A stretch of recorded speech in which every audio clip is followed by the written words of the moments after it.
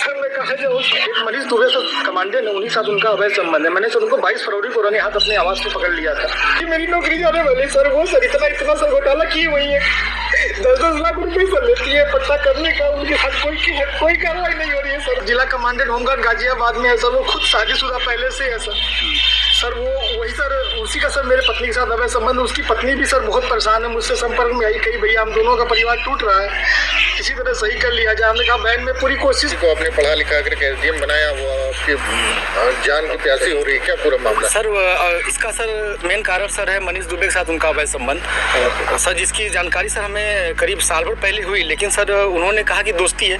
खैर सर हमारी पत्नी सर एसडीएम थी, उस समय इलाहाबाद प्रयागराज में सोराम तहसील में रही, तो मैंने कहा सर बड़े पद पे हैं, दोस्ती तो हो ही सकती सर, अधिकारियों से बात साथ बैठना उठना। तो मैंने सर उन्होंने मैं ये कह के टाल दिया, तो सर मैंने ध्यान नहीं दिया। सर इसकी भनक सर मुझे उसका ये जो शक था वो विश्वास सर 22 फरवरी को हुआ, जब मनीष दुबे गाजियाबाद से चलकर सर मेरे आवास इलनगंज स्थित सरकारी आवास पे आया और इनके साथ एक साथ कमरे में मैंने इनको देखा अवैध संबंध बनाते हुए। तब से सर ये मनीष दुबे और ज्योति मौर्य मेरे जान के पीछे पड़ गई हैं। कौन है, पूरी कहानी बताइए, क्या मामला? सर 2010 में ज्योति मौर्य के साथ मेरी शादी हुई सर।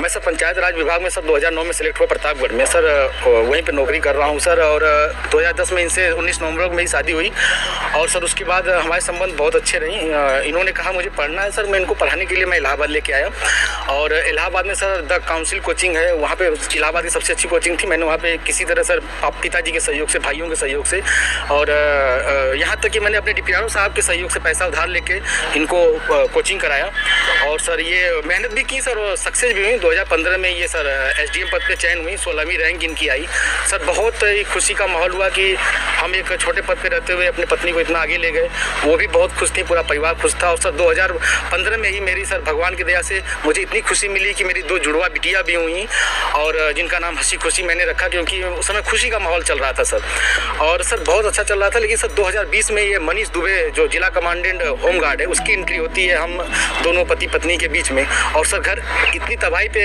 पहुंच चुका है कि घर तो टूट ही रहा है, बच्चे तो दूर हो ही रहे हैं, पत्नी दूर हो ही रही है सर। यहाँ तक कि मैं मुकदमा भी मेरे ऊपर हो गया है और मेरी मौत की साजिश भी रची जा रही है।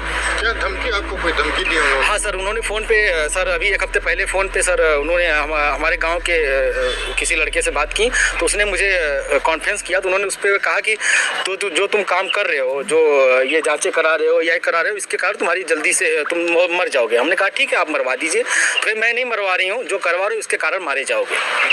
हत्या की धमकी दी है? जी सर, हत्या की। और सर उनका भाई सर सचिन मौर्य है सर, वो मेरे घर से सर रखे मेरे काफ़ी जो कुछ पैसे थे, जेवरात थे, वो सर लेके चला गया। मेरे सर उसकी वीडियो बना के भेजा कि मैं लेके जा रहा हूँ, जो करना हो कर लीजिए। और सर मुझे चैटिंग लिख के भेजा है कि आपका व्हाट्सअप सब कुछ गायब कर दूंगा, हैक कर लिया हूँ, जो सेव करना हो सेव कर लीजिए।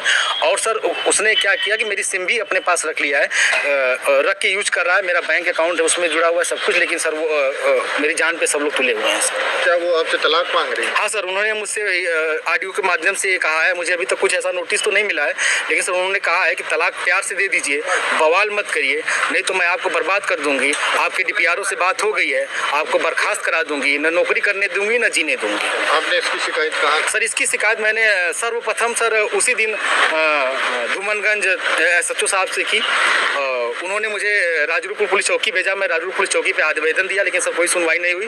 फिर सर उसके बाद मैंने ये 25 अप्रैल की बात है, फिर मैं 27 अप्रैल को सर उनको ये रजिस्ट्री के माध्यम से सर उनको भेजा, कमिश्नर साहब को भेजा, DM साहब खत्री साहब के यहाँ मैं खुद स्वयं उपस्थित हुआ हूँ, उनसे मैंने बात की कि सर आपके SDM साहब हैं ऐसा कर रही हैं, तो उन्होंने कहा ठीक है मैं कार्रवाई करवाता हूँ। फिर मैं कमिश्नर साहब के यहाँ गया, कमिश्नर साहब को दिया, पुलिस कमिश्नर साहब के यहाँ उपस्थित हुआ, उनको दिया, फिर कहीं सुनवाई नहीं हुई, तो सर मैं DGP साहब के पास गया, DGP साहब ने मेरे बात को संज्ञान में लिया, लेकिन फिर भी सर आवेदन ले लिया गया, कोई कार्रवाई नहीं हुई। उसके बाद सर मैं DG home guard BK Maurya sir के पास गया, उनके यहाँ से मुझे सर कुछ उम्मीद की लौ दिखाई दी, क्योंकि उन्होंने मेरे आवेदन पर तुरंत संज्ञान में लिया और टीम गठित कर दी है, DIG इलाहाबाद उसकी जाँच कर रहे हैं। मुझे सर कुछ उम्मीद लग रही है कि मुझे कहीं ना कहीं हो सकता है न्याय मिले और मेरी जान